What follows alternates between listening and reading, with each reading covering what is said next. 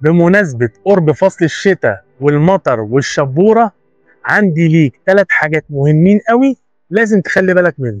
ركز معايا في الفيديو ده عشان هتستفاد قوي ب3 حاجات هقولهم لك مهمين لازم تعملهم وهيفيدوك قوي قوي قوي.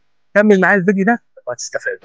اول حاجة لازم تخلي بالك منها قوي ريش المساحات. لو ريش المساحات عندك تلفة لازم جدا تغيرها عشان جو الشتاء والمطر ده هيضايقك لو ريش المساحات عندك مش اوعى. تاني حاجه انوار عربيتك كلها خاصه انوار الفوج لايت خلي بالك منها قوي عشان في فصل الشتاء والشبوره تبقى مأمن نفسك وتخلي غيرك ياخد باله منك وانت على الطريق وما تبقاش ماشي معتمها.